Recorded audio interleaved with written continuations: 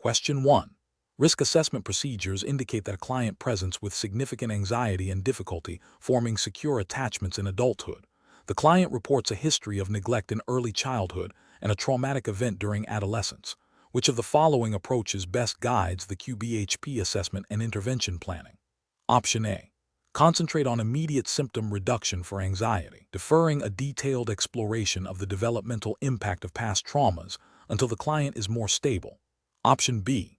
Prioritize understanding how the early childhood neglect may have shaped the client's foundational attachment patterns and how the adolescent trauma may have further impacted their sense of safety and self-worth, integrating this understanding into a phased treatment approach. Option C. Assume that the impact of trauma is universal and that interventions for anxiety and attachment issues will be effective regardless of the specific life stage at which the trauma occurred. Option D. Focus primarily on the adolescent trauma, as it is a more recent and potentially more impactful event that directly explains the current presentation of anxiety. The correct answer is B.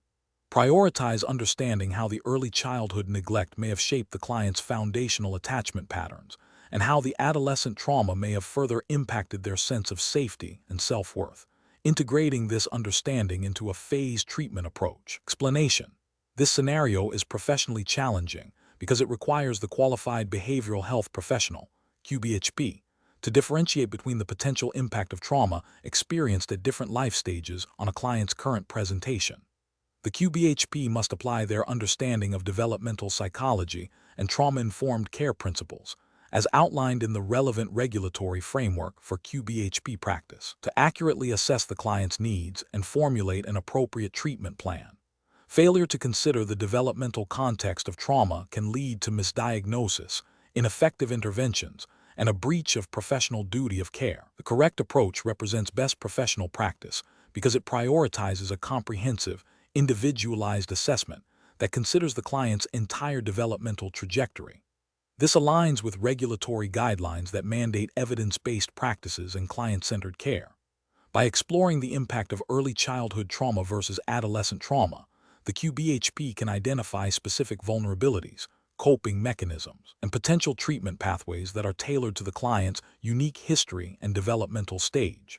This approach ensures that interventions are not only theoretically sound, but also practically relevant and sensitive to the client's lived experience, thereby maximizing therapeutic efficacy and adhering to ethical standards of competence and beneficence. An incorrect approach that focuses solely on recent trauma without exploring earlier experiences would be professionally unacceptable. This would represent a failure to conduct a thorough assessment, potentially overlooking significant contributing factors to the client's current distress. Such an oversight could violate ethical principles of comprehensive assessment and lead to a superficial understanding of the client's issues, thus failing to meet the standard of care expected of a QBHP. Another incorrect approach that assumes all trauma has a uniform impact regardless of age would also be professionally unacceptable. This demonstrates a lack of understanding of developmental trauma and its differential effects. Regulatory frameworks for QBHP practice emphasize the importance of understanding how developmental stages influence the manifestation and impact of trauma. Ignoring these nuances can lead to inappropriate treatment planning and a failure to address the root causes of the client's difficulties, potentially causing harm. A third incorrect approach that prioritizes immediate symptom relief over understanding the underlying trauma's developmental impact would be professionally unsound. While symptom management is important, a true understanding of trauma requires exploring its origins and how it has shaped the individual across their lifespan. This approach would be a superficial intervention, failing to address the core issues and potentially leading to relapse or the development of new maladaptive coping mechanisms. It would not meet the standard of care for trauma-informed practice as mandated by professional guidelines. The professional decision-making process for similar situations should involve a systematic approach. 1. Initiate a comprehensive biopsychosocial spiritual assessment, ensuring it is trauma-informed. 2. Actively inquire about traumatic experiences across the client's lifespan, paying close attention to the age and developmental stage at which these events occurred. 3. Utilize knowledge of developmental psychology and trauma's impact at different life stages to interpret the client's current presentation and history. 4. Collaborate with the client to understand their subjective experience of trauma and its perceived impact. 5. Develop a treatment plan that is individualized, evidence-based, and addresses the identified needs, considering the developmental context of the trauma. 6. Continuously monitor progress and adjust the treatment plan as needed, remaining attuned to the client's evolving needs and responses. Question 2. Assessment of a client's needs reveals they are experiencing significant distress related to a recent job loss, leading to feelings of depression and anxiety. The client also reports occasional heavy alcohol consumption to cope with these feelings.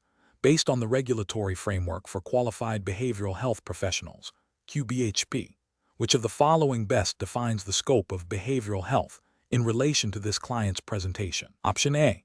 Behavioral health encompasses mental health conditions, substance use disorders, and the promotion of overall well-being and resilience. Option B. Behavioral health excludes substance use disorders, focusing solely on mental health diagnoses. Option C. Behavioral health pertains exclusively to physical health conditions and their management. Option D. Behavioral health is limited to severe mental illnesses that significantly impair daily functioning. The correct answer is A. Behavioral health encompasses mental health conditions, substance use disorders, and the promotion of overall well-being and resilience. Explanation. This scenario presents a professional challenge because the definition of behavioral health is broad and encompasses a wide range of conditions and services. A qualified behavioral health professional, QBHP, must accurately identify what falls within this definition to ensure appropriate service provision and billing, adhering strictly to the regulatory framework governing their practice.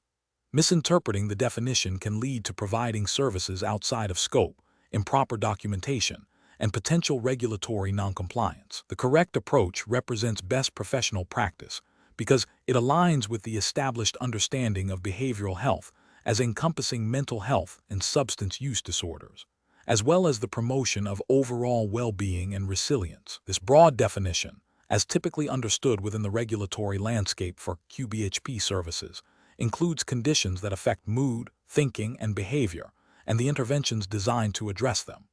This comprehensive understanding ensures that individuals receive the full spectrum of care they may need, and that services are appropriately categorized and reimbursed according to established guidelines. An incorrect approach that narrowly defines behavioral health to only include severe mental illness fails to acknowledge the full scope of conditions and services that fall under the behavioral health umbrella. This would lead to under-identification of needs and potentially denial of necessary services for individuals with less severe but still impactful conditions, violating the principle of providing comprehensive care and potentially contravening regulatory intent to address a wide range of behavioral health issues. Another incorrect approach that includes only physical health conditions is fundamentally flawed. Behavioral health, by definition, focuses on the interplay between behavior, mental health, and physical health, but it is not synonymous with physical health alone. Services targeting solely physical ailments without a behavioral or mental health component would not fall under the purview of behavioral health services and would represent a significant regulatory and ethical misstep. Finally, an approach that excludes substance use disorders from the definition of behavioral health is also incorrect. Substance use disorders are a core component of behavioral health, impacting an individual's mental state, behavior, and overall well-being. Excluding them would result in a significant gap in service provision and a failure to meet the comprehensive needs of many individuals seeking behavioral health support. The professional decision-making process for similar situations should involve a thorough understanding of the governing regulatory framework, including any specific definitions or guidelines provided for behavioral health. When faced with ambiguity, consulting official regulatory documents, seeking clarification from supervisory bodies or professional organizations, and prioritizing a client-centered approach that considers the holistic well-being of the individual are crucial steps. The focus should always be on providing evidence-based, ethically sound, and legally compliant care. Question 3. Comparative studies suggest that clients presenting with pervasive worry and nervousness may also exhibit symptoms of low mood. A qualified behavioral health professional, QBHP, is conducting an initial assessment and observes that the client's primary complaints revolve around constant rumination and a feeling of being on edge. given the potential for co-occurring conditions. Which standardized assessment tool would be the most appropriate to initially administer to directly address the client's most prominent presenting concerns? Option A, the Generalized Anxiety Disorder 7-Item Scale, GAD-7. Option B, the Beck Depression Inventory, BDI. Option C, a General Symptom Checklist. Option D, a Projective Personality Assessment. The correct answer is A, the Generalized Anxiety Disorder 7-Item Scale, GAD-7. Explanation: Scenario analysis. This scenario presents a common challenge for qualified behavioral health professionals, QBHP, where a client exhibits symptoms that could be indicative of multiple conditions. The professional must navigate the ethical and regulatory imperative to conduct a thorough and accurate assessment, ensuring that the chosen tools are appropriate for the client's presentation and the intended diagnostic purpose. The challenge lies in selecting the most suitable standardized assessment tool when initial observations suggest overlapping symptomology, balancing efficiency with diagnostic precision and client welfare. Correct approach analysis. The correct approach involves selecting a standardized assessment tool that directly addresses the primary presenting concern, which in this case is the client's pervasive worry and anxiety. The GAD-7, Generalized Anxiety Disorder 7-Item Scale, is specifically designed to screen for and measure the severity of generalized anxiety disorder. Its use is supported by regulatory frameworks that emphasize evidence-based practice and the use of validated instruments for diagnosis and treatment planning. By selecting the GAD-7, the QBHP is adhering to best practices by utilizing a tool that is recognized for its psychometric properties in assessing anxiety symptoms, thereby facilitating a more targeted and accurate diagnostic formulation and subsequent intervention. This aligns with the QBHP responsibility to provide competent and ethical care, ensuring that assessment methods are appropriate and contribute to effective treatment. Incorrect approaches analysis. Choosing the Beck Depression Inventory, BDI, as the primary tool would be an incorrect approach because, while depression and anxiety can co-occur, the BDI is primarily designed to assess depressive symptoms. Focusing solely on the BDI when the client's most prominent complaints are worry and nervousness would lead to an incomplete or potentially inaccurate assessment of the primary issue. This could result in a misdiagnosis or delayed identification of the core problem, violating the ethical obligation to conduct a comprehensive and accurate assessment. Utilizing a general symptom checklist without a specific focus on anxiety or depression would be insufficient. While it might capture a broad range of symptoms, it lacks the specificity and psychometric validation of tools like the GAD-7 or BDI for diagnosing particular conditions. This approach fails to meet the standard of care for a targeted assessment, potentially leading to a superficial understanding of the client's difficulties and hindering effective treatment planning. Regulatory guidelines for QBHP mandate the use of appropriate and validated assessment instruments to ensure diagnostic accuracy and client safety. Administering a projective test without a clear rationale or referral for such assessment would be inappropriate. Projective tests are typically used in specific clinical contexts and require specialized training and interpretation. Without a specific indication or referral for a projective assessment, its use would be outside the scope of standard practice for assessing anxiety symptoms and could be considered an unnecessary and potentially misleading diagnostic step, deviating from evidence-based assessment practices. Professional reasoning. When faced with overlapping symptoms, a QBHP should first identify the most salient and distressing presenting problem. Then, they should select a standardized assessment tool that is validated for assessing that specific problem. If symptoms suggest multiple potential diagnoses, a tiered approach may be necessary, starting with a tool for the primary concern, and then considering other instruments if indicated by the initial findings or the client's ongoing presentation. This systematic process ensures that the assessment is both efficient and comprehensive, leading to accurate diagnosis and effective treatment planning, in accordance with ethical and regulatory requirements. Question 4. Strategic planning requires a qualified behavioral health professional, QBHP, to consider the multifaceted impact of behavioral health on an individual's overall well-being. Which of the following actions best demonstrates the QBHP commitment to this principle within the regulatory framework? Option A. Focusing exclusively on treating the most immediate behavioral health symptoms presented by the client, regardless of other life circumstances. Option B. recommending that clients seek separate services for physical health issues, assuming behavioral health is a distinct and isolated domain. Option C, advocating for the integration of behavioral health services into broader health and social service strategic plans to ensure holistic client care. Option D, prioritizing the development of individual treatment plans that address only the diagnosed behavioral health condition, without considering its broader life impact.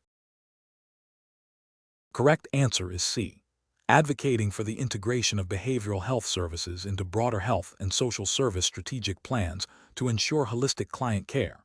Explanation: this scenario is professionally challenging because it requires a qualified behavioral health professional, QBHP, to balance the immediate needs of a client with the long-term implications of their overall well-being, all while adhering to specific regulatory frameworks. The QBHP must recognize that behavioral health is not an isolated component, but is intrinsically linked to physical health, social functioning, and vocational success. This holistic understanding is crucial for effective treatment planning and client advocacy.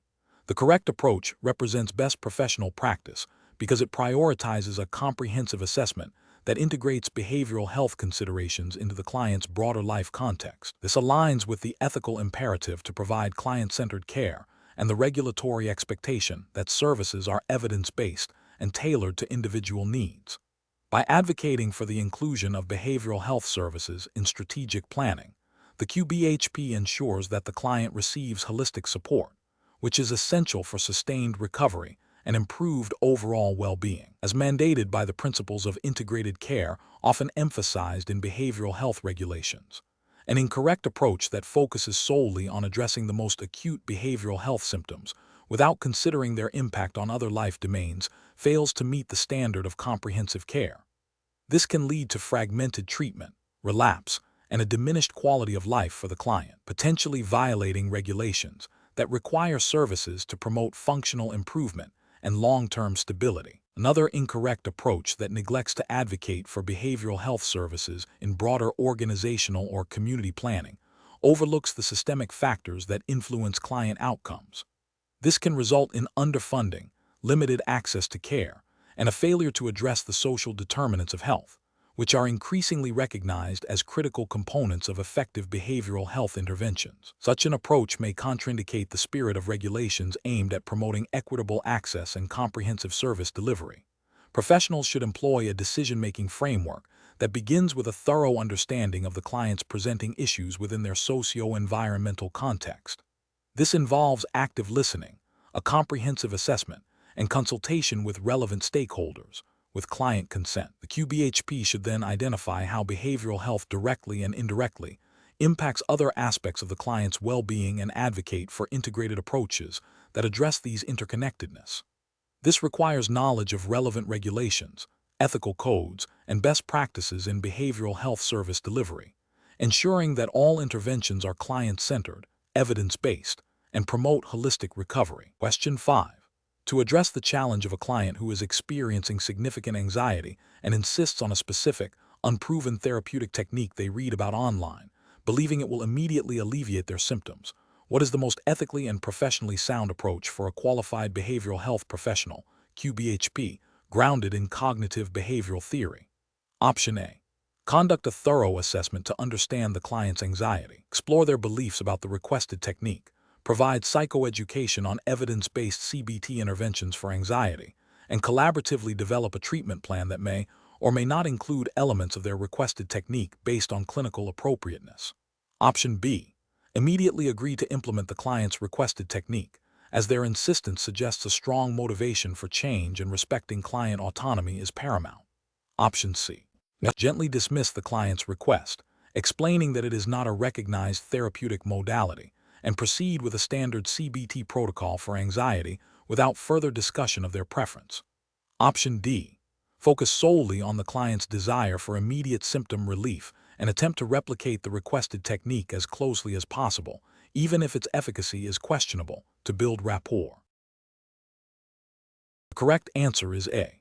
Conduct a thorough assessment to understand the client's anxiety, explore their beliefs about the requested technique, provide psychoeducation on evidence-based CBT interventions for anxiety, and collaboratively develop a treatment plan that may or may not include elements of their requested technique based on clinical appropriateness. Explanation: this scenario presents a professional challenge because it requires balancing the client's immediate distress and expressed desire for a specific intervention with the QBHP ethical and regulatory obligation to provide evidence-based care and ensure client safety. The QBHP must navigate the client's potential cognitive distortions, which are central to cognitive behavioral theory, CBT, while adhering to professional standards and the specific regulatory framework governing QBHP practice. The client's insistence on a particular technique, without a clear understanding of its applicability or potential risks, necessitates a careful, client-centered, yet ethically grounded response. The correct approach represents best professional practice because it prioritizes a thorough assessment and psychoeducation before implementing any intervention. This aligns with the core principles of CBT, which emphasize understanding the client's cognitive processes and collaboratively developing treatment plans. By explaining the rationale behind CBT and tailoring the approach to the client's specific needs and cognitive profile, the QBHP upholds the ethical duty of informed consent and beneficence. This approach ensures that interventions are not only client-driven, but also clinically sound and aligned with the QBHP scope of practice and regulatory requirements for delivering effective behavioral health services. An incorrect approach that immediately agrees to the client's request without assessment fails to uphold the QBHP responsibility to provide competent and evidence-based care. This could lead to ineffective treatment, potential harm, and a violation of regulatory standards that mandate appropriate assessment and treatment planning. Another incorrect approach that dismisses the client's request outright, without exploring the underlying reasons or providing adequate psychoeducation, can damage the therapeutic alliance and may not address the client's core cognitive distortions that are driving their request. This can be seen as a failure in beneficence and respect for client autonomy, potentially violating ethical codes that require a collaborative and respectful therapeutic relationship. A third incorrect approach that focuses solely on the client's stated desire, without considering their cognitive capacity to engage in the requested technique risks, providing an intervention that is not appropriate or beneficial, thereby failing to meet the standard of care and potentially violating regulatory mandates for effective treatment. Professionals should employ a decision-making framework that begins with a comprehensive assessment of the client's presenting problem, cognitive functioning, and readiness for specific interventions. This should be followed by collaborative goal setting and psychoeducation about the therapeutic process and available evidence-based techniques. When a client expresses a strong preference for a particular intervention, the QBHP should explore the rationale behind this preference, address any underlying cognitive distortions, and then collaboratively determine if the requested intervention is appropriate and aligned with the overall treatment plan. This process ensures that interventions are client-centered, ethically sound, and compliant with regulatory requirements. Question 6. Compliance review shows that a qualified behavioral health professional, QBHP, is documenting a diagnosis for a client presenting with significant anxiety, sleep disturbances, and a history of trauma.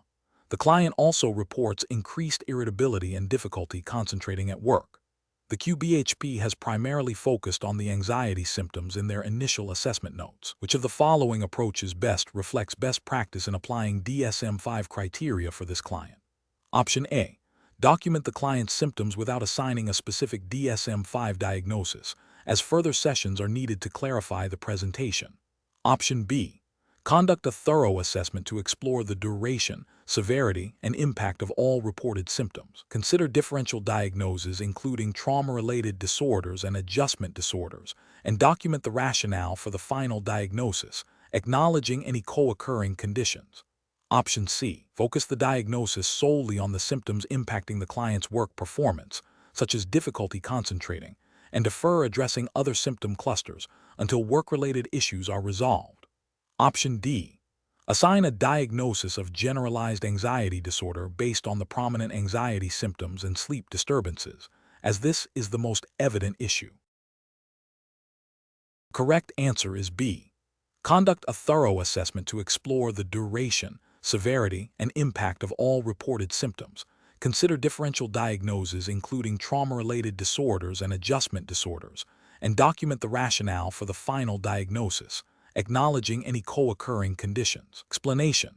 This scenario presents a common challenge in behavioral health practice: the nuanced application of diagnostic criteria from the DSM-5 when a client's presentation is complex or overlaps with multiple conditions.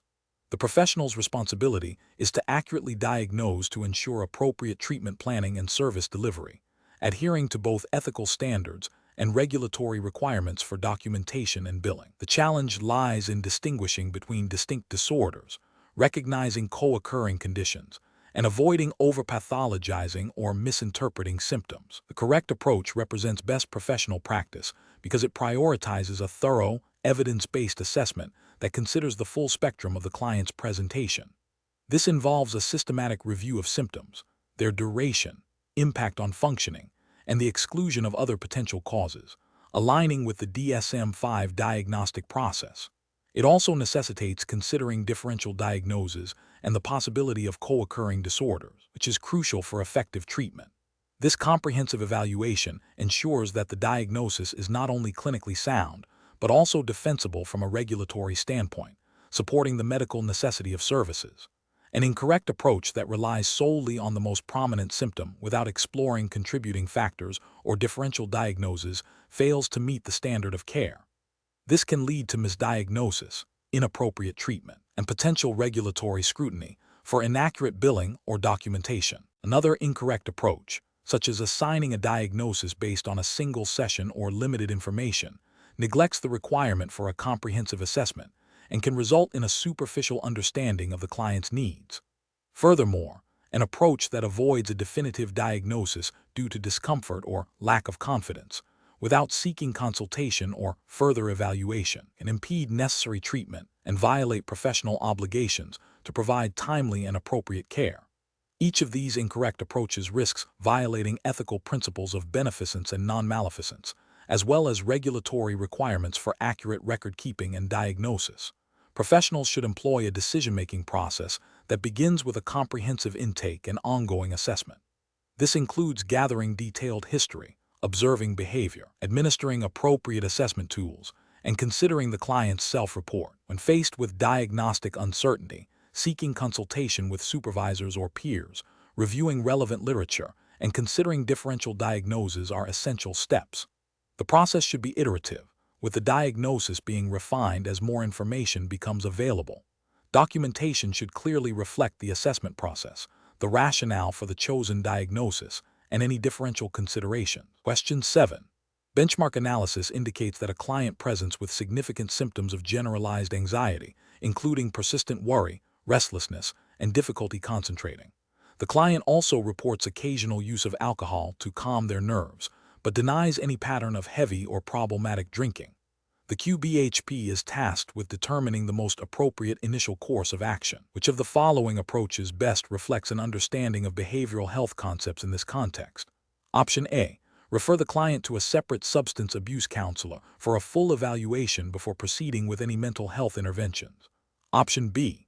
Focus solely on managing the anxiety symptoms through relaxation techniques, as the client denies problematic alcohol use. Option C. Immediately initiate evidence-based cognitive behavioral therapy for anxiety, assuming the alcohol use is incidental and not a contributing factor.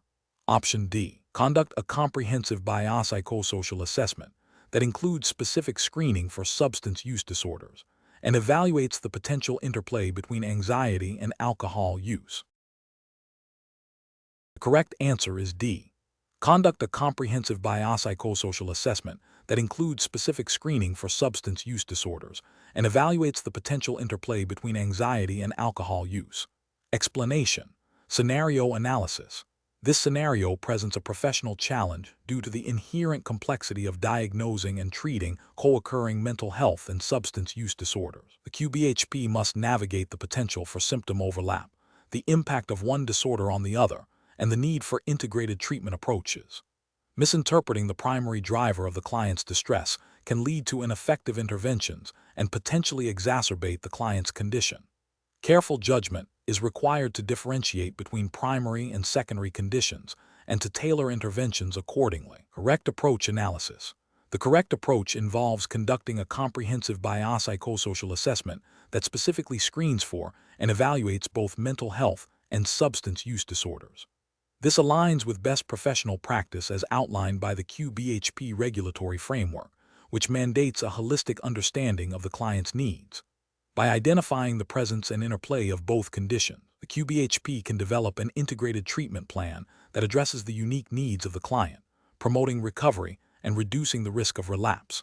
This approach prioritizes evidence-based practices and client-centered care, ensuring that interventions are relevant and effective. Incorrect approaches analysis. One incorrect approach involves solely focusing on the presenting symptoms of anxiety without a thorough assessment for substance use. This fails to meet the regulatory requirement for a comprehensive evaluation and risks misdiagnosis, leading to treatment that does not address the underlying cause of the anxiety, potentially a substance use disorder. This is an ethical failure as it does not provide appropriate care. Another incorrect approach is to assume the substance use is a secondary issue and proceed with mental health treatment without directly addressing the substance use disorder. This violates the principle of integrated care and can be ineffective, as active substance use can significantly impede progress in mental health treatment. This represents a failure to adhere to best practices for co-occurring disorders. A third incorrect approach is to refer the client to separate specialists for each condition without ensuring coordination of care. While referrals are sometimes necessary, a lack of integration can lead to fragmented treatment, conflicting advice, and a failure to address the synergistic impact of the disorders. This can be seen as a failure to provide comprehensive and coordinated services as expected of a QBHP. Professional reasoning. Professionals should utilize a structured assessment process that includes validated screening tools for both mental health and substance use disorders. They should actively inquire about substance use history, patterns, and consequences. When co-occurring disorders are suspected, professionals should seek supervision or consultation to ensure an accurate diagnosis and the development of an integrated treatment plan. This decision-making process emphasizes a thorough understanding of the client's presenting issues, adherence to regulatory mandates for comprehensive assessment, and the application of evidence-based practices for co-occurring conditions. Question 8. Stakeholder feedback indicates that some clients express a preference for interventions that provide immediate symptom relief, even if these interventions are not strongly supported by established theoretical frameworks for long-term behavioral health improvement. As a qualified behavioral health professional, QBHP, you are presented with a client who strongly advocates for a specific, less evidence-based technique they believe will quickly alleviate their distress. Considering the regulatory framework for QBHP practice, which of the following approaches best reflects professional and ethical decision-making in this situation? Option A. Engage in a collaborative discussion with the client to explore their preferences and concerns, while also educating them on the evidence-based theoretical frameworks that are most relevant to their presenting issues and explaining how these frameworks inform the recommended treatment plan, aiming for a shared understanding and agreement on the most effective path forward. Option B. Suggest a compromise by incorporating elements of the client's requested intervention alongside a different, unproven theoretical approach that the QBHP finds interesting, without a strong evidence base for either. Option C. Decline to use the requested intervention and insist on implementing a treatment plan based solely on the QBHP preferred theoretical framework, regardless of client input. Option D. Immediately implement the intervention requested by the client, prioritizing their immediate satisfaction and perceived need for rapid relief, as client autonomy is paramount. The correct answer is A. Engage in a collaborative discussion with the client to explore their preferences and concerns, while also educating them on the evidence-based theoretical frameworks that are most relevant to their presenting issues, and explaining how these frameworks inform the recommended treatment plan, aiming for a shared understanding and agreement on the most effective path forward. Explanation. This scenario is professionally challenging because it requires the QBHP to balance the immediate needs of a client with the long-term efficacy of interventions, all while adhering to established theoretical frameworks and ethical guidelines. The QBHP must critically evaluate the client's stated preference against evidence-based practices and their own professional judgment, considering the potential for short-term relief to mask underlying issues or lead to less effective long-term outcomes. The correct approach represents best professional practice because it prioritizes a comprehensive assessment and the application of evidence-based theoretical frameworks that are most likely to lead to sustainable client improvement.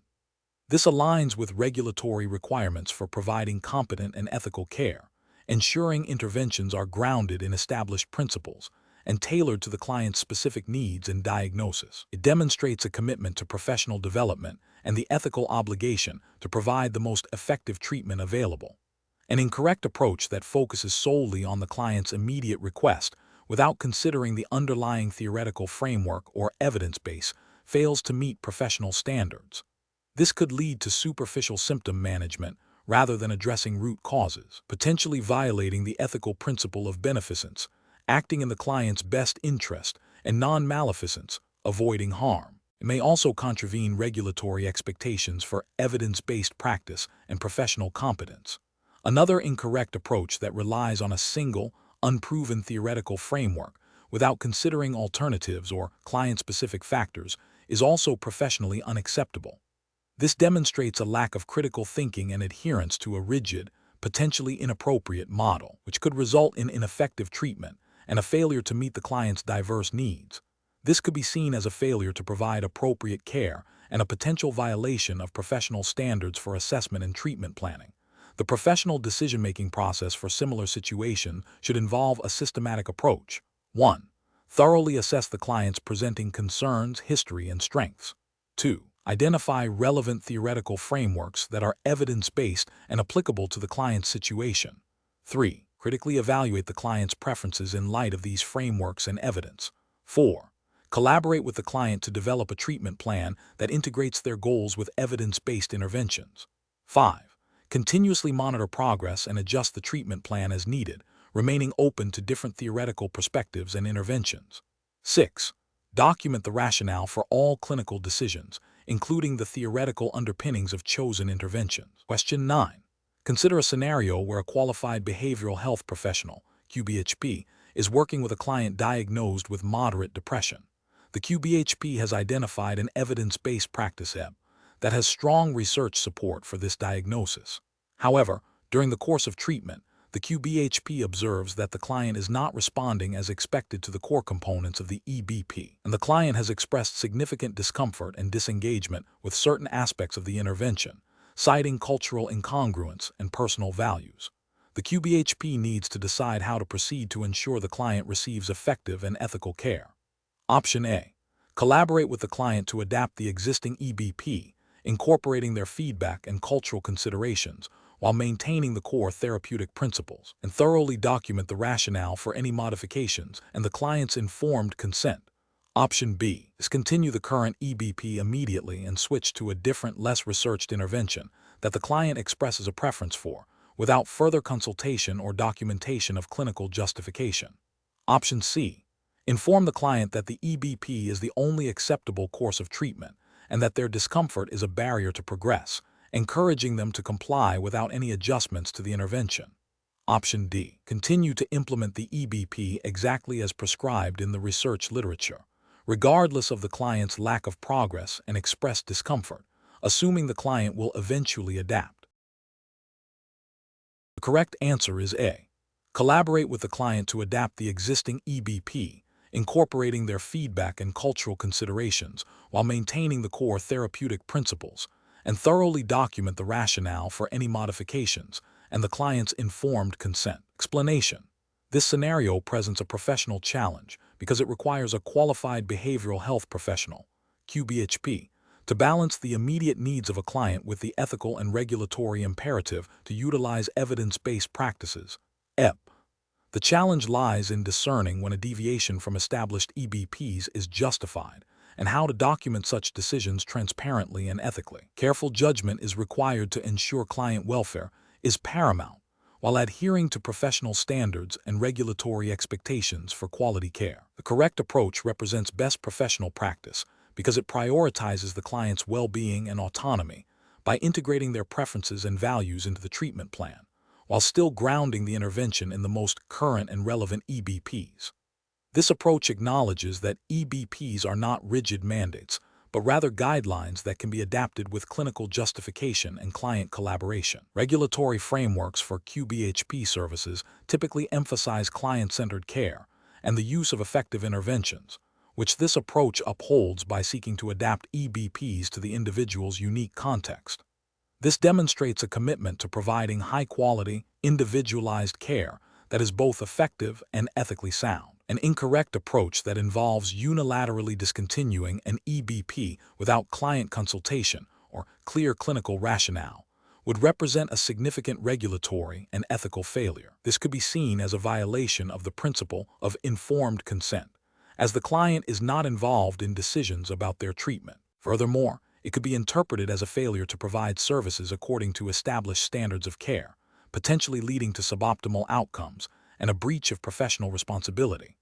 Another incorrect approach, such as rigidly adhering to an EBP that is demonstrably ineffective for the client without exploring modifications or alternatives, also poses ethical and regulatory concerns.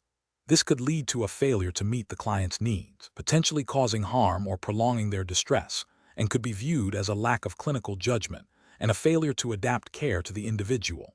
Professionals should employ a decision-making framework that begins with a thorough assessment of the client's needs, preferences, and cultural background. This should be followed by a review of available EBPs relevant to the client's condition. When an EBP appears to be a good fit, the professional should discuss it with the client, explaining its rationale, expected benefits, and potential limitations. If modifications are necessary, these should be collaboratively developed with the client, with clear clinical justification documented. If an EBP is deemed unsuitable, the professional should explore alternative EBPs or develop a clinically sound, individualized intervention plan, always prioritizing client safety, efficacy, and ethical considerations, and ensuring all decisions are thoroughly documented. Question 10. The investigation demonstrates that a qualified behavioral health professional, QBHP, is working with a client who has recently experienced a significant personal loss and is exhibiting increasing signs of suicidal ideation, including passive suicidal thoughts and a lack of motivation to engage in daily activities. The client expresses a desire to just sleep and not wake up, but states they do not have a specific plan and are not currently feeling an immediate urge to act. The QBHP recognizes that the client's current presentation indicates a need for a higher level of care than outpatient services can provide. The client, however, expresses reluctance to be hospitalized, stating they don't want to be a burden and just need time to grieve. What is the most appropriate course of action for the QBHP? Option A. Agree to continue with outpatient services, monitoring the client closely and reassessing the need for a higher level of care at the next scheduled session. Option B. Immediately initiate the referral process for a higher level of care, explaining the necessity to the client while offering support and addressing their concerns about being a burden. Option C. Focus on coping strategies within the current outpatient setting, encouraging the client to engage in activities that bring them joy to distract from their thoughts. Option D. Advise the client to contact a crisis hotline if their feelings worsen and schedule a follow-up appointment for the following week. The correct answer is B. Immediately initiate the referral process for a higher level of care, explaining the necessity to the client while offering support and addressing their concerns about being a burden. Explanation. This scenario presents a common yet critical challenge for qualified behavioral health professionals, QBHP, in ensuring continuity of care and client safety. The core difficulty lies in balancing the client's immediate expressed wishes with the professional's ethical and regulatory obligation to facilitate access to appropriate, higher levels of care when indicated. The QBHP must navigate potential client resistance, the urgency of the situation, and the specific requirements for referral within the governing regulatory framework. The correct approach prioritizes client safety and well-being by initiating the referral process immediately, even in the face of client hesitation. This aligns with the ethical principle of beneficence and non-maleficence, requiring the professional to act in the client's best interest and prevent harm. Regulatory frameworks for QBHP typically mandate that professionals assess for risk and facilitate appropriate interventions, which includes referrals to higher levels of care when a client's condition warrants it, and they cannot be safely managed in the current setting. This proactive approach ensures that the client receives the necessary support without undue delay, respecting their autonomy while upholding professional responsibility. An incorrect approach that delays the referral process, such as waiting for the client to explicitly agree or for a crisis to escalate, fails to meet the professional's duty of care. This could be considered a breach of ethical standards related to diligence and competence, as it risks patient harm by not acting on clear indicators for a higher level of care. Furthermore, it may violate specific regulations that require timely intervention and referral for clients exhibiting signs of severe distress or risk.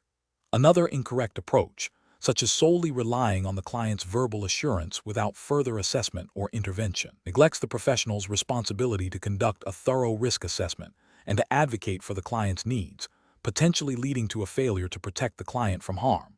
Professionals should employ a decision-making process that begins with a comprehensive assessment of the client's current presentation, including risk factors and the severity of symptoms. This assessment should inform the determination of the appropriate level of care. When a higher level of care is indicated, the professional must clearly and empathetically communicate the rationale for the referral to the client, addressing their concerns and offering support.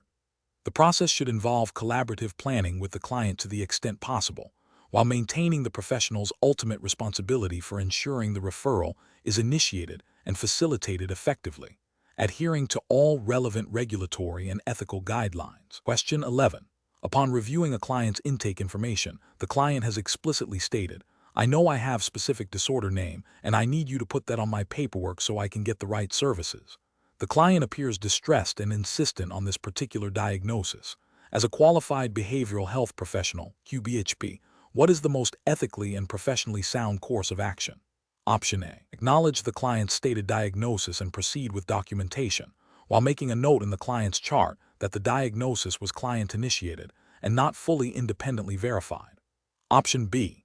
Gently but firmly explain to the client that their self-diagnosis is not sufficient and proceed with a diagnosis that the QBHP believes is more appropriate, even if it differs from the client's expectation. Option C. Conduct a thorough and objective diagnostic assessment, utilizing all available clinical information and diagnostic criteria, and then collaboratively discuss the findings with the client, explaining the diagnostic process and rationale. Option D. Immediately document the diagnosis requested by the client to expedite their access to services, as their stated need is paramount. The correct answer is C. Conduct a thorough and objective diagnostic assessment, utilizing all available clinical information and diagnostic criteria, and then collaboratively discuss the findings with the client, explaining the diagnostic process and rationale. Explanation. This scenario presents a professional challenge due to the inherent tension between a client's expressed desire for a specific diagnosis and the clinician's ethical obligation to provide an accurate and evidence-based assessment. The QBHP must navigate the potential for client-induced bias, the risk of misdiagnosis, and the importance of maintaining professional integrity and client welfare. Careful judgment is required to ensure the diagnosis serves the client's best interests and aligns with professional standards. The correct approach represents best professional practice because it prioritizes a thorough, objective assessment process. This involves gathering comprehensive information, utilizing appropriate diagnostic tools, and considering differential diagnoses. This aligns with ethical principles of beneficence, acting in the client's best interest, and non-maleficence, avoiding harm through misdiagnosis. It also adheres to regulatory frameworks that mandate accurate and evidence-based practice for qualified behavioral health professionals, ensuring that diagnoses are not influenced by external pressures or client expectations, but are grounded in clinical data and professional judgment. An incorrect approach that solely accepts the client's self-diagnosis without independent verification fails to uphold the QBHP responsibility for accurate assessment. This can lead to inappropriate treatment planning, wasted resources, and potentially harmful interventions if the self-diagnosis is inaccurate. It violates the ethical duty to provide competent and evidence-based care. Another incorrect approach that involves pressuring the client to accept a diagnosis they do not fully understand or agree with is coercive and undermines the client's autonomy and the therapeutic alliance. This is ethically unsound and can damage trust, leading to disengagement from treatment. It disregards the importance of informed consent and collaborative decision-making in the diagnostic process. A further incorrect approach that involves fabricating or manipulating diagnostic criteria to fit the client's desired outcome is a severe ethical and regulatory violation. This constitutes professional misconduct, breaches the trust placed in the QBHP, and can have serious legal and professional repercussions. It directly contravenes the principles of honesty, integrity, and accurate record-keeping.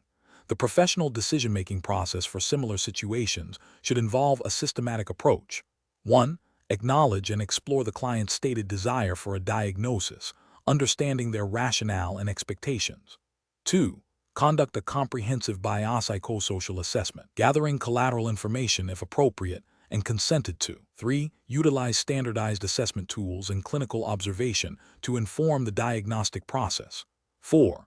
Consider all relevant diagnostic criteria and differential diagnoses. 5. Engage in a collaborative discussion with the client about the assessment findings, explaining the diagnostic process and the rationale behind any proposed diagnosis. 6.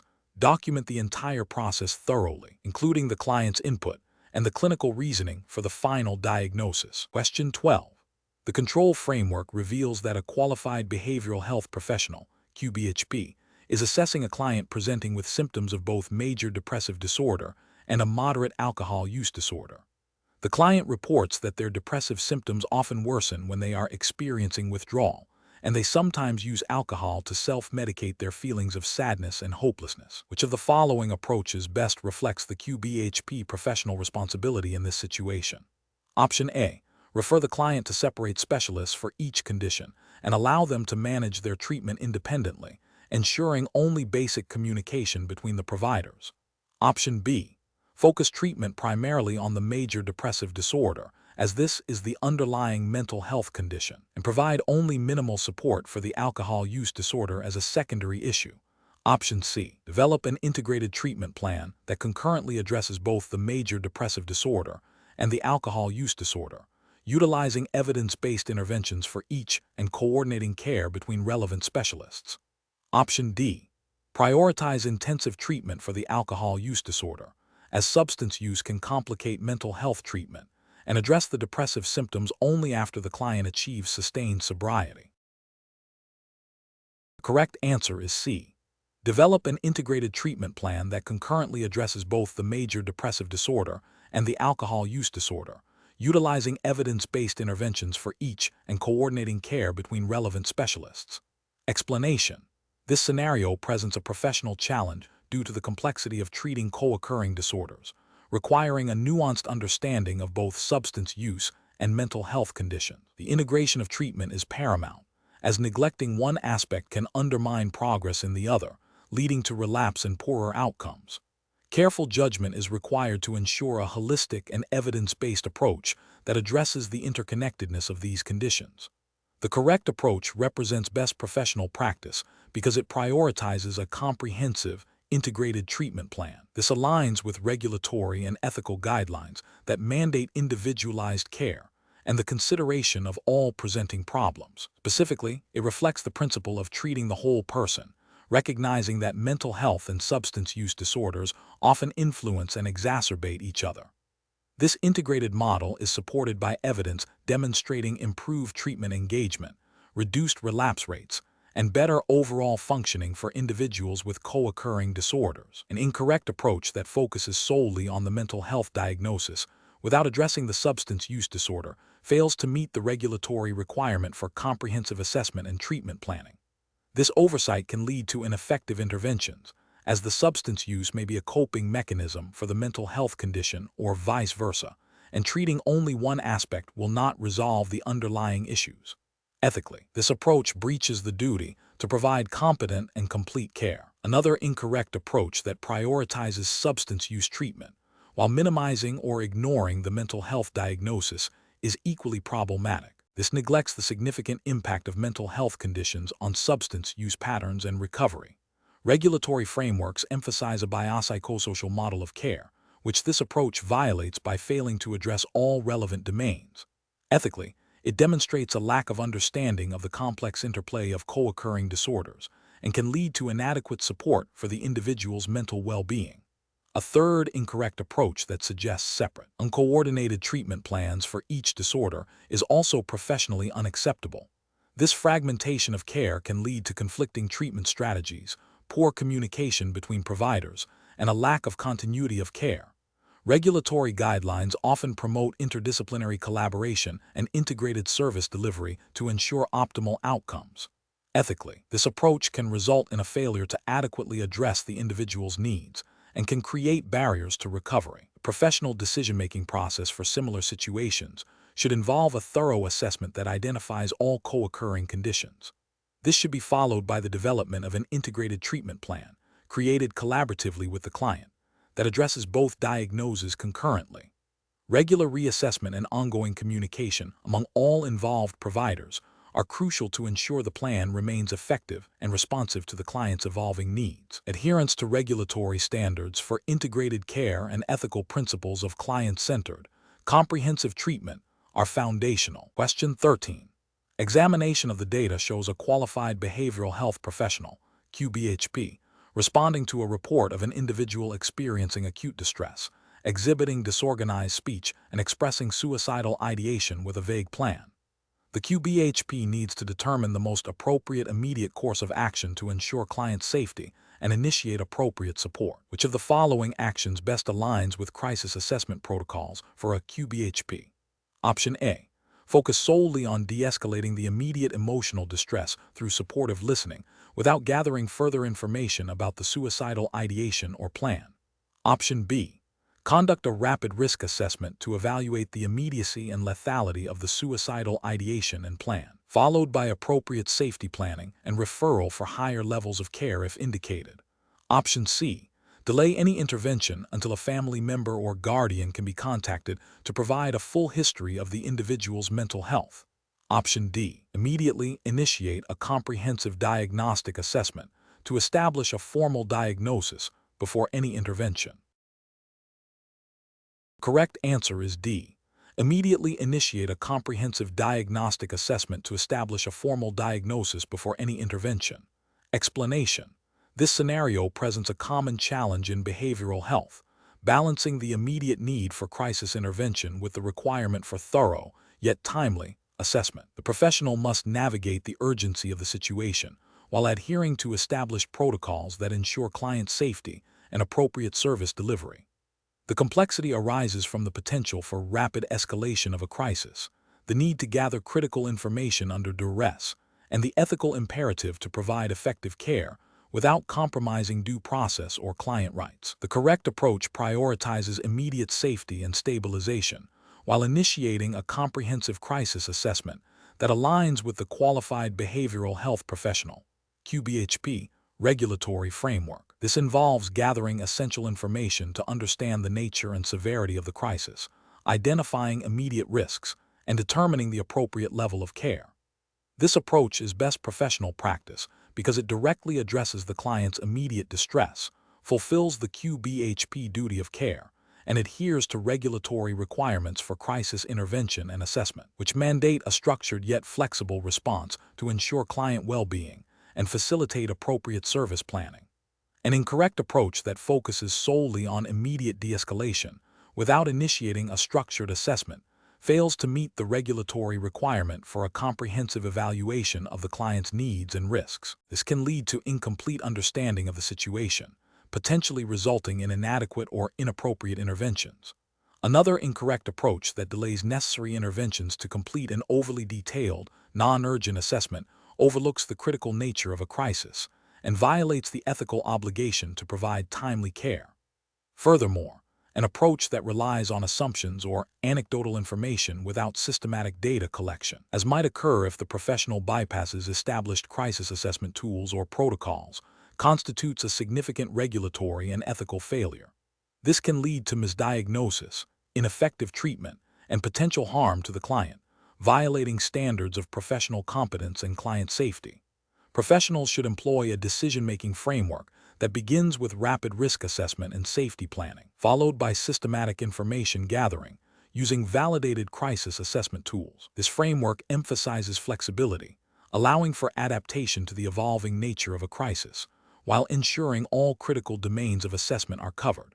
It involves continuous reevaluation of the client's status and the effectiveness of interventions, with a clear understanding of when to escalate care or involve other resources, all within the bounds of the QBHP scope of practice and relevant regulations. Question 14.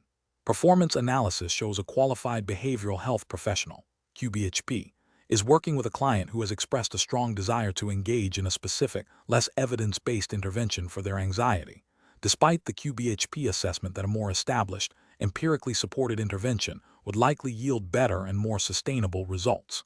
The client appears motivated but resistant to exploring the recommended intervention. How should the QBHP proceed? Option A. Immediately pivot to the client's preferred intervention, assuming their desire indicates a readiness that outweighs the need for a more empirically supported approach, and document this decision as client-led. Option B. Acknowledge the client's preference, but gently steer them towards the recommended intervention by highlighting the potential negative outcomes of their preferred approach without deeply exploring their underlying motivations. Option C. Initiate a collaborative discussion with the client to explore the reasons for their preference, explain the rationale for the recommended evidence-based intervention, and jointly problem-solve any perceived barriers to engagement, adjusting the approach as needed based on the client's input. Option D. Proceed with implementing the more evidence-based intervention as assessed to be most effective, explaining to the client that this is the standard of care and that their preference cannot be accommodated due to clinical judgment. Correct answer is C.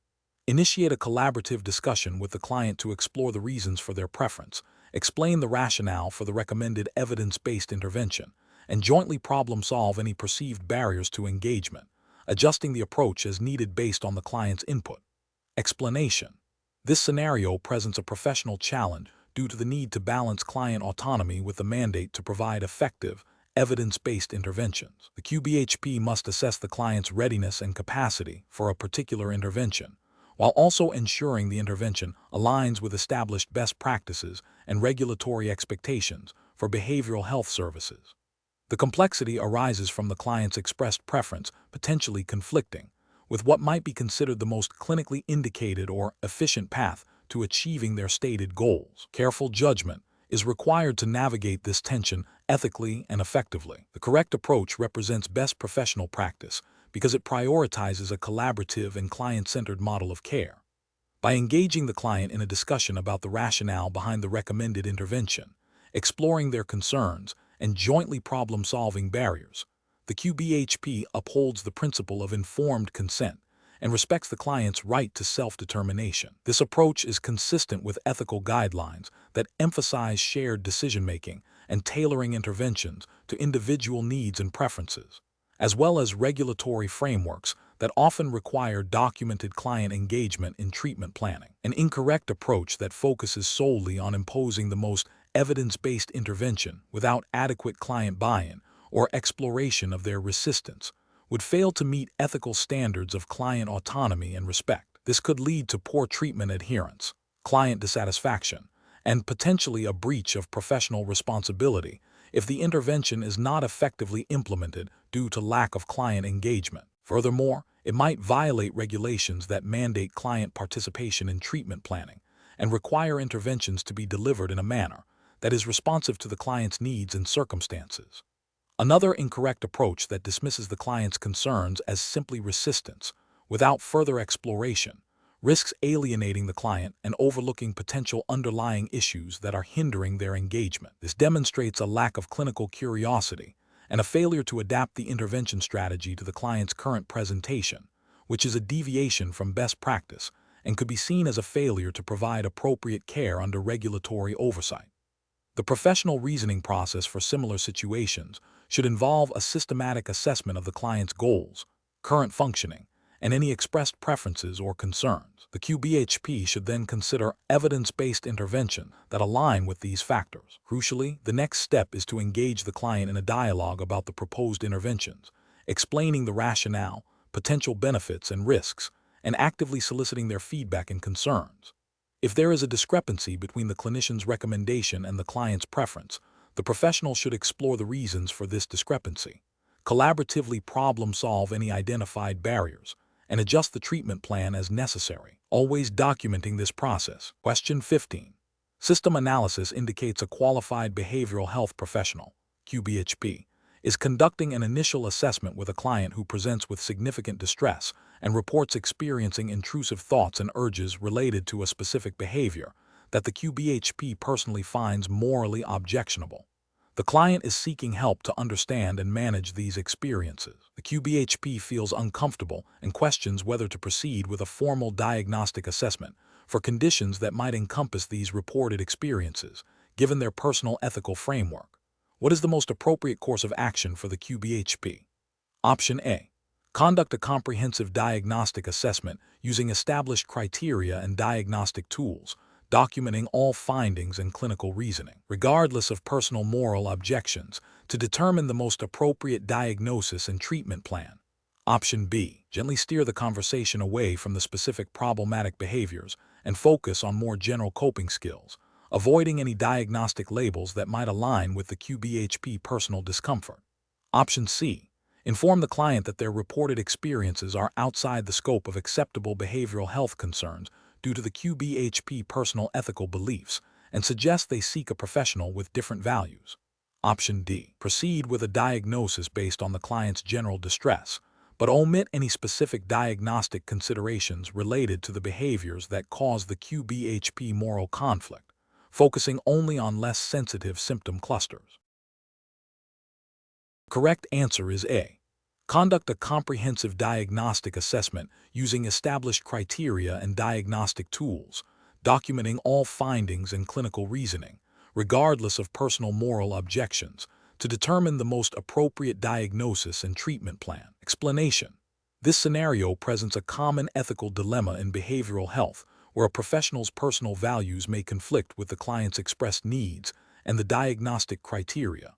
The challenge lies in maintaining objectivity and adhering to professional standards while respecting client autonomy and avoiding personal bias. A qualified behavioral health professional, QBHP, must navigate this by prioritizing evidence-based assessment and diagnosis over personal beliefs.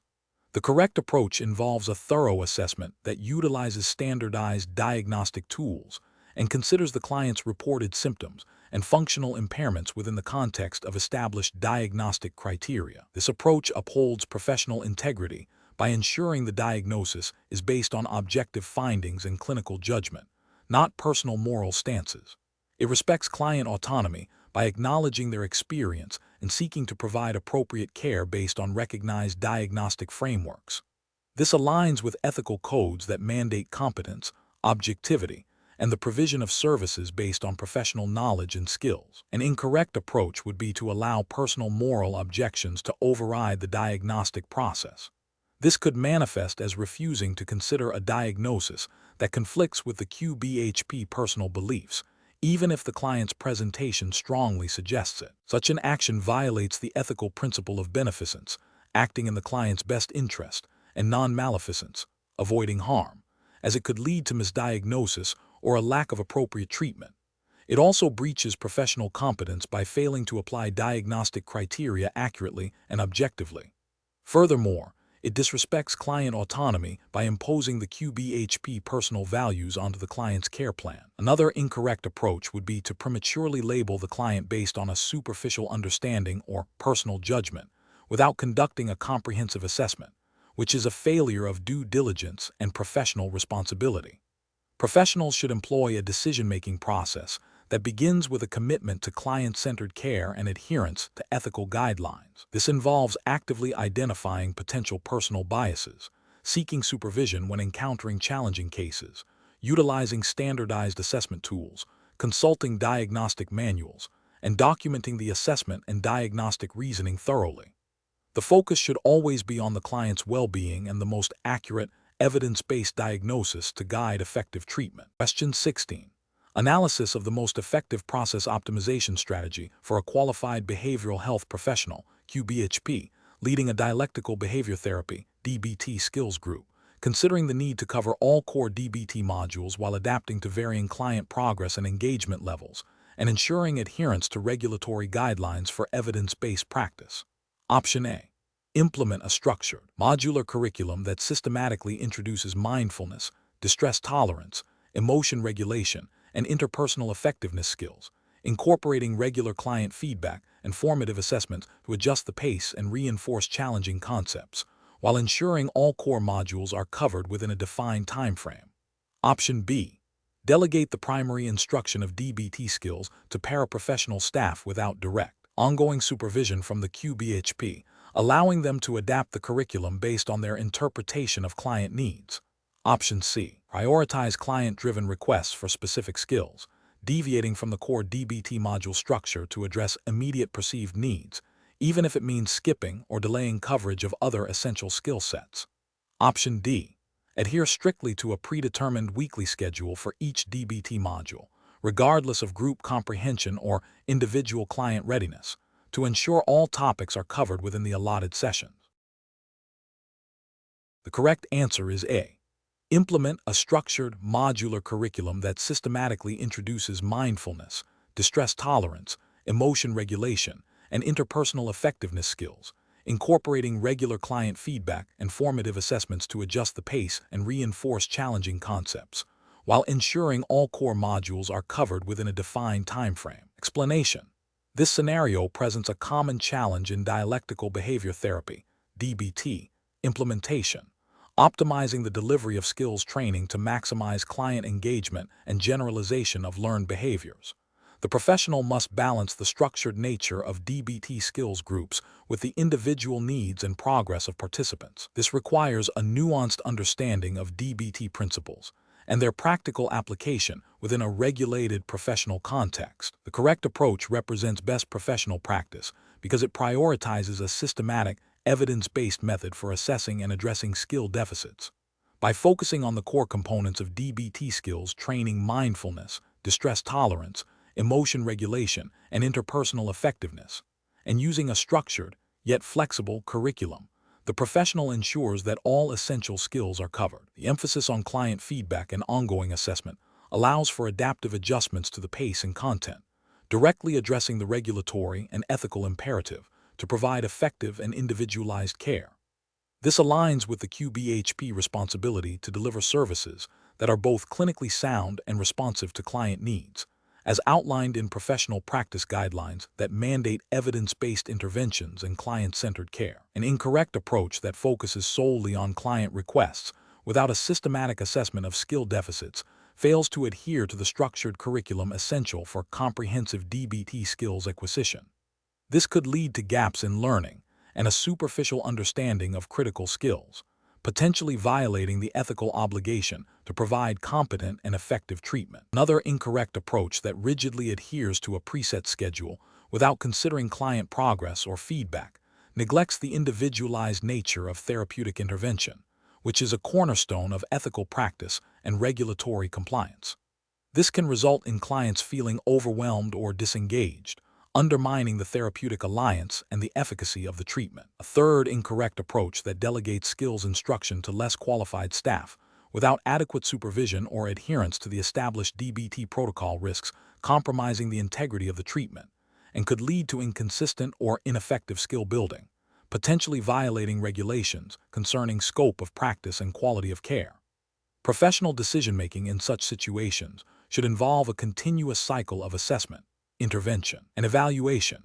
Professionals must first understand the core principles and curriculum of the DBT skills training model. They should then assess the current needs and progress of the group, utilizing both formal and informal feedback mechanisms. Based on this assessment, they can adapt the delivery of skills, ensuring that all core modules are addressed while allowing for flexibility to reinforce challenging skills or address emergent needs. This iterative process, grounded in ethical principles of beneficence, non-maleficence, and fidelity to the treatment model, ensures that the professional is providing the highest quality of care within the established regulatory framework. Question 17.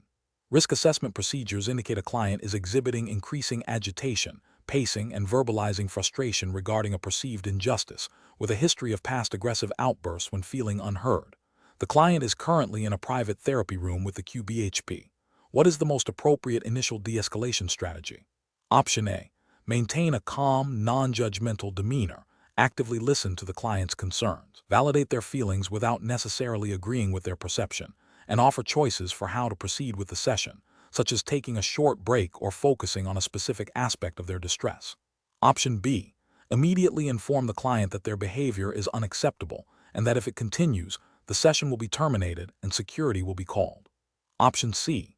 Suggest immediate medication administration to sedate the client and reduce their agitation. As per protocol for escalating behavior. Option D. Attempt to physically guide the client to a more secluded area of the room to prevent them from disturbing others, while speaking in a firm tone to assert control. Correct answer is A.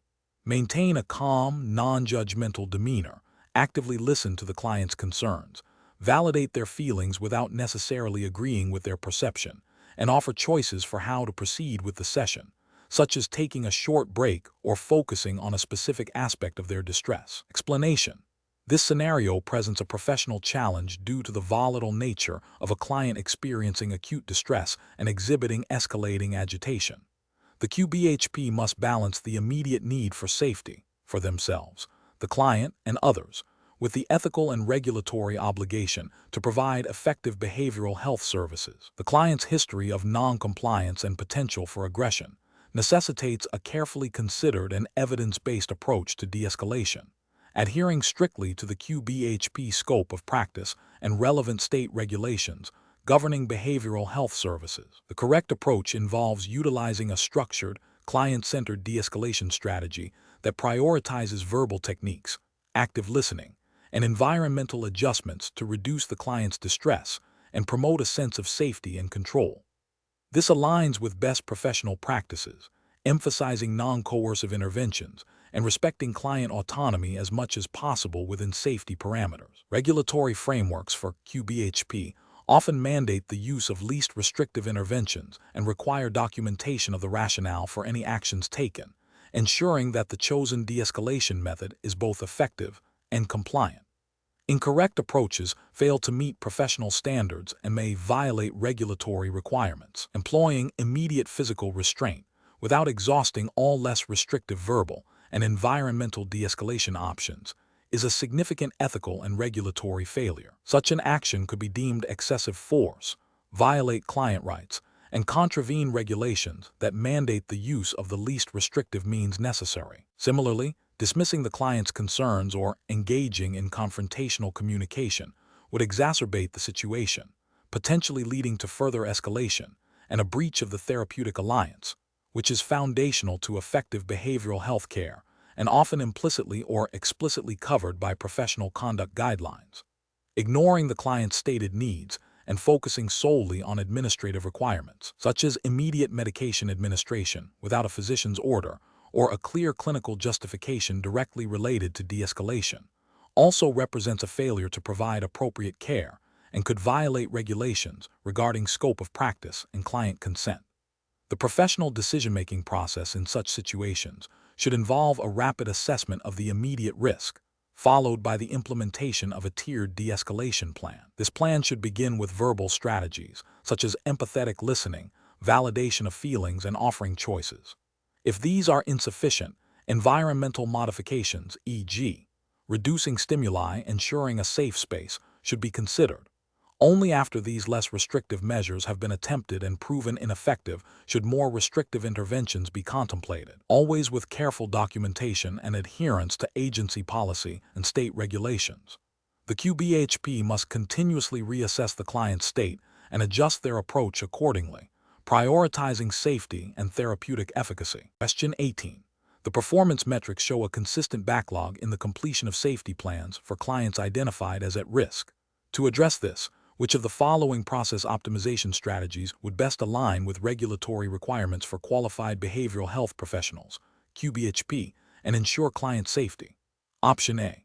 Mandate that all safety plans be completed within 24 hours of initial risk identification, regardless of client availability or the complexity of their situation, to reduce the backlog. Option B. Delegate the primary responsibility for developing safety plans to administrative staff who can efficiently process the paperwork, with a QBHP providing only final approval. Option C.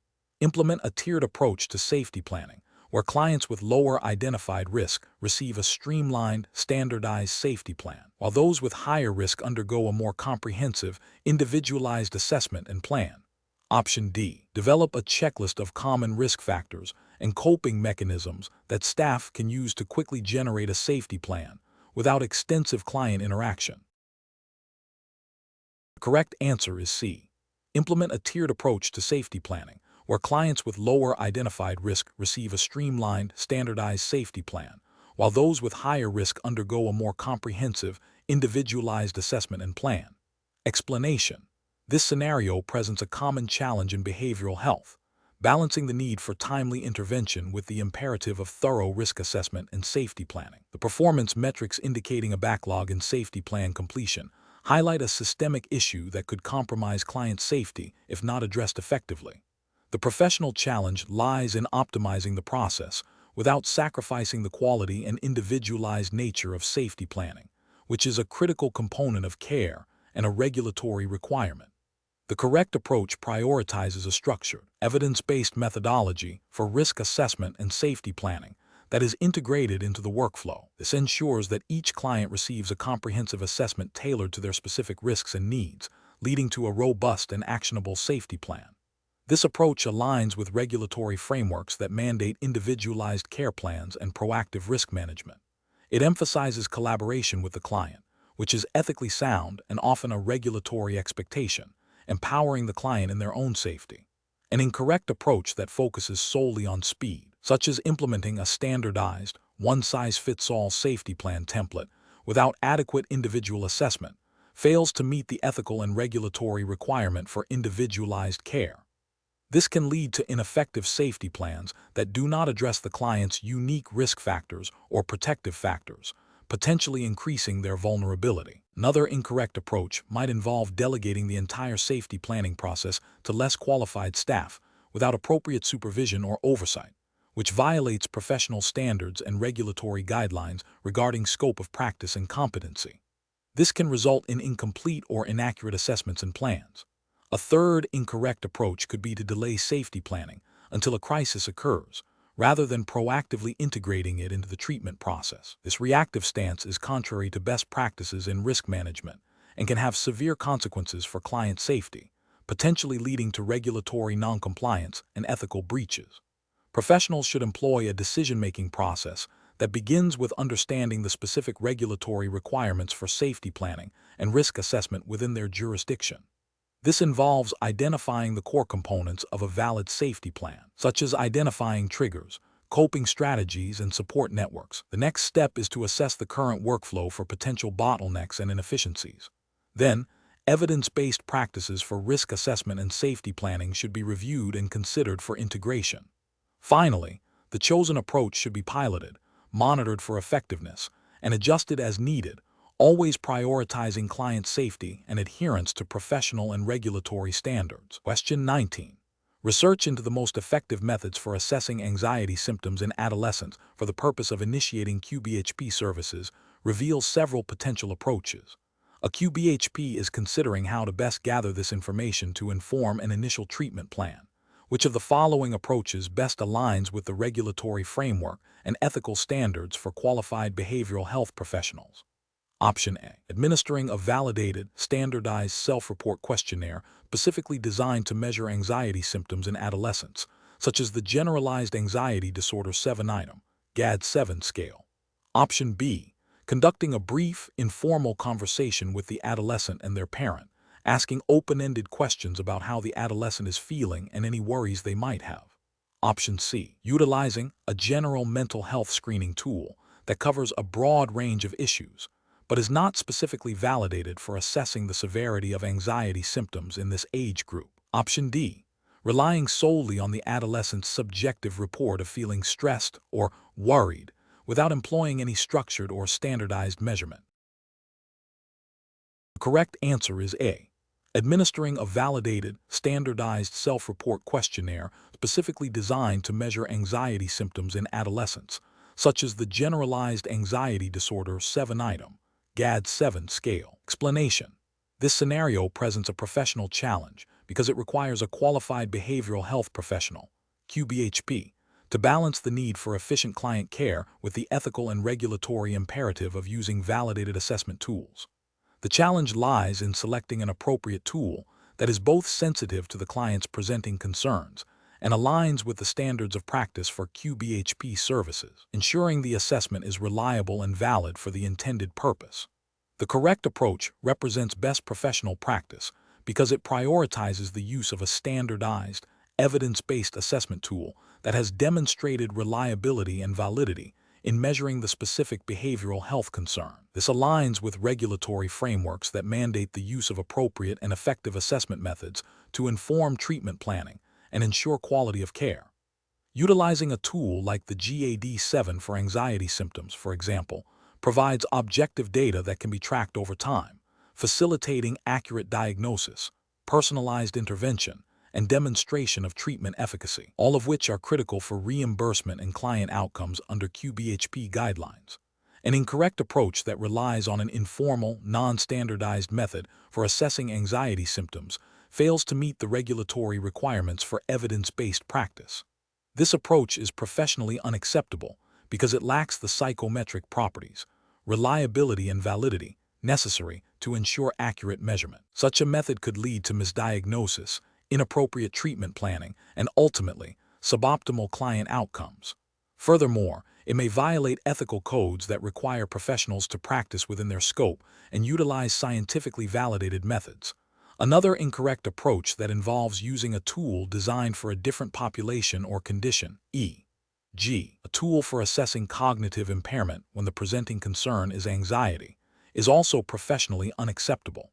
This is a regulatory and ethical failure because it demonstrates a lack of understanding of assessment principles and can lead to inaccurate conclusions. The use of an inappropriate tool undermines the integrity of the assessment process and can result in significant harm to the client by misdirecting therapeutic efforts. A professional decision-making process for similar situations should involve a systematic evaluation of the client's presenting concerns, a review of available evidence-based assessment tools, and consideration of the specific regulatory requirements for QBHP services. Professionals should consult relevant literature, professional guidelines, and supervisors when selecting assessment instruments to ensure they are using tools that are appropriate, reliable, valid, and ethically sound for the population and condition being assessed. This ensures that the assessment data is meaningful and supports effective, evidence-based care. Question 20. Strategic planning requires a qualified behavioral health professional, QBHP, to consider how interventions for a client experiencing anxiety and social withdrawal can best support their overall well-being, beyond just symptom reduction. Which of the following approaches most effectively integrates behavioral health principles with the broader determinants of a client's quality of life? Option A. Implementing evidence-based cognitive behavioral therapy techniques to reduce anxiety symptoms and gradually reintroduce social engagement, while also exploring vocational rehabilitation resources and community integration opportunities to foster a sense of purpose and belonging. Option B. Prescribing medication to manage anxiety symptoms and providing a list of local support groups for social interaction, without further exploration of the client's daily functioning or long-term goals. Option C. Focusing solely on teaching relaxation techniques to manage acute anxiety episodes, assuming that symptom relief will naturally lead to improvements in other life areas. Option D. Recommending a period of complete social isolation to allow the client to focus entirely on their internal emotional state, with the expectation that they will re-engage with the world once they feel fully recovered. The correct answer is A.